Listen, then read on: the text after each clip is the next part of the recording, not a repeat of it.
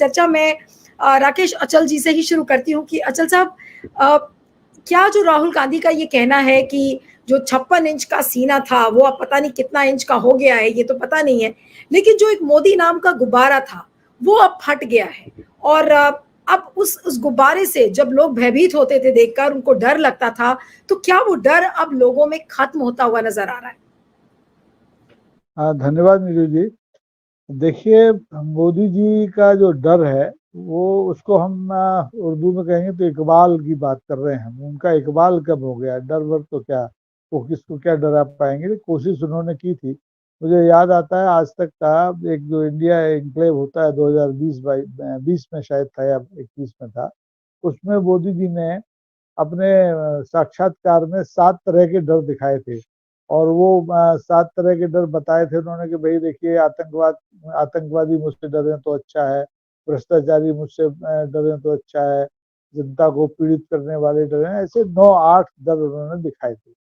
और निश्चित तौर पर उन्होंने कोशिश की पिछले 10 साल में कि वो न सिर्फ अपने प्रतिद्वंदियों को बल्कि हर उस संस्था के जरिए लोगों को डराने की कोशिश करें जो अभिव्यक्ति की आज़ादी में भरोसा रखती है, जो प्रश्नाकुल समाज का प्रतिनिधित्व करती है, जो सवाल पूछती है, जो हल चाहती है। और उसमें वो कामयाब रहे, 10 साल तक लगातार कामयाब रहे। उनका 56 इंच का सीना बिल्कुल फूला दिखाई देता रहा। लेकिन 2024 का जो जनादेश हुआ, उसमें किसी दर्जी ने नहीं, आम जनता ने उनके सीने की नक्ती कर दी, नाप के दिखा दिया कि अब ये 56 इंच का नहीं है। 56 इंच का होता तो 400 सीटें उनको मिलती, 376 उनको, 370 सीटें खुद बीजेपी को मिलती और बाकी उनके गठबंधन को मिलती। लेकिन ऐसा नहीं हुआ।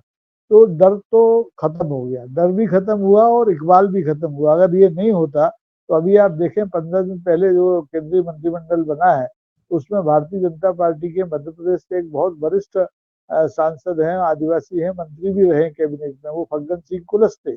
उनको ऑफर किया गया कि आप राज्य मंत्री बन जाइए, उन्होंने साफ मना कर दिया। पहले ये हैसियत किसी मंत्री की या सांसद की नहीं थी कि वो मोदी जी के निर्देश की अवज्ञा कर दे। तो अब लोग खुलकर बोलने लगे हैं और उनकी समझ में, शायद अब मोदी जी की में भी समझ में धीरे धीरे आने लगा है कि भय से अब प्रीति उत्पन्न नहीं हो सकती। इसीलिए आपने देखा होगा 21 तारीख को, और जब वो श्रीनगर में अंतर्राष्ट्रीय योग दिवस था, तो खवातीनों के साथ सेल्फी मुस्करा के ले रहे थे। तो वो भय से दूर हो रहे हैं, प्रेम की तरफ कदम बढ़ा रहे हैं। और हो सकता है कि वो कांग्रेस की जो मोहब्बत की दुकान थी, इंडिया की जो मोहब्बत की दुकान थी, उसकी तरफ बढ़ते हुए ग्राहकों को देख करके भय का रास्ता छोड़ के अब शायद प्रीति की तरफ अग्रसर हों। जी जी, अब मैं राकेश अचल जी के पास आती हूँ कि राकेश जी, अब आपको क्या लग रहा है कि अब जो ये मिली-जुली सरकार है, मोदी जी अपने आप को ढाल लेंगे? ये तो कोई भी सोच भी नहीं पा रहा है कि भई मोदी जी अपने आप को अटल बिहारी वाजपेयी बना लेंगे। क्यों? क्योंकि उनको सरकार चलानी है। तो ऐसे में क्या होगा? जो मोदी का जो दिन-ब-दिन जो उनका जो पूरा जो एक रोब है वो और सिकुड़ता चला जाएगा? या फिर आपको लगता है, कोई उम्मीद ऐसी लगती है कि नहीं भई, अगर उन्होंने जैसा कहा कि भई भगवान ने कहा है कि मैं तीसरी बार प्रधानमंत्री बनूँ, तो अगर भगवान की वो आवाज़ इतनी सुन रहे हैं, तो फिर वो अपने अंतरात्मा की भी आवाज़ सुनेंगे और अपने आप को हो सकता है वो बदल भी लें। हम इतना नेगेटिव ही क्यों सोचें उनके बारे में कि नहीं वो बदलेंगे नहीं? क्या पता उनको जो सिचुएशन है वो फ़ोर्स कर दे उनको बदलने के लिए, ये भी तो हो सकता है। नीलू जी, आपका जो प्रश्न है बड़ा यक्ष प्रश्न है कि ये बदलेंगे या नहीं बदलेंगे, ये अटल बिहारी वाजपेयी जैसे उदारवादी रास्ते को चुनेंगे या नहीं चुनेंगे। और मुझे जहाँ तक लगता है, जो मेरा थोड़ा बहुत तजुर्बा है, उसके हिसाब से मनुष्य की जो मूल वृत्ति होती, प्रवृत्ति होती, वो बदलती नहीं है। बंदर के बारे में कहा जाता है कि वो उछल कूद छोड़ नहीं सकता। आप उसको लाख सिखा लीजिए, लाख ट्रेनिंग दे दीजिए, छलांग मारेगा, गुलांटी मारेगा। वही स्थिति मनुष्य की है। तो उनकी प्रवृत्ति में ये है कि ये भय के रास्ते के जरिए ही सत्ता में बने रहना चाहते हैं। और आप देखेंगे इसका स्वरूप बदल गया। 1 जुलाई आने वाली है, हमारे अरुण जी बैठे हुए हैं, जानते हैं कि अब आईपीसी की जगह जगह हम बीएनएस सुनेंगे, भारतीय न्याय संहिता सुनेंगे। भारतीय जो हमारी पुरानी संहिता थी वो समाप्त हो जाएगी।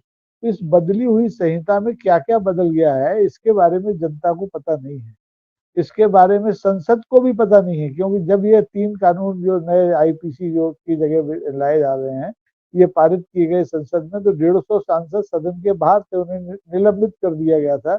ये ध्वनि मत से पारित किए गए थे। और ये कानून और व्यवस्था बनाए रखने के लिए सरकार ने जिस ढंग से बीएनएस को तैयार किया है, भारतीय न्याय संहिता को तैयार किया है, इसको अगर आप गौर से पढ़ें तो ये भी भय उत्पादक संहिता है, मैं कहता हूँ। जैसे बुलडोजर संहिता की अभी बात हुई ना, उसको तो कहीं पारित नहीं किया गया, लेकिन उत्तर प्रदेश में भी चल रही है, मध्य प्रदेश में भी चल रही है, और जहां जहां डबल इंजन की सरकारें हैं वहां घोषित रूप से चल रही है, भय पैदा करने की। लेकिन अब उसको कानूनी जामा पहना दिया गया है, भारतीय न्याय संहिता बना दी गई है। 66 ऐसे मामले हैं जिनमें आपने जुर्माना बढ़ा दिया है, 33 धाराएं ऐसी हैं जिनमें आपने सजा का अवधि बढ़ा दी, और सबसे बड़ी बात तो कि आपने परिभाषाएं बदल दी है। आपने आतंकवाद की परिभाषा बदल दी है, आपने उसमें लिंचिंग की परिभाषा बदल दी है, आपने संगठित अपराध की परिभाषा बदल दी है। तो ये सब लोगों को डराने के लिए ही कोशिश की जा रही है, क्योंकि देखिए, आप कानून के जरिए कानून का राज चाहते हैं तो लोगों में कानून के प्रति सम्मान होना चाहिए।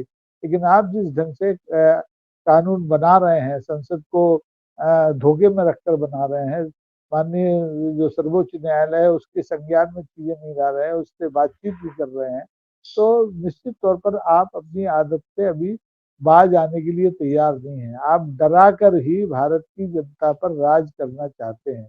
ये बात अलग है कि अब आपने अपने जो नाखून है वो छुपा लिए हैं। जैसे शेर और बिल्ली होता है ना, जब शिकार को लुभाना होता है तो अपने नाखून अंदर कर देती है, वो सरकार की प्रवृत्ति ये है। इस समय मोदी जी की जो सरकार है वो चूंकि बैसाखियों पर चल रही है सरकार, तो उन्होंने कुछ समय के लिए अपने नाखून तो अंदर कर दिए हैं, लेकिन उनकी जो हिंस प्रवृत्ति है, हिंसा की और डर पैदा करने की प्रवृत्ति है, उसमें शायद कोई तब्दीली नहीं आई है।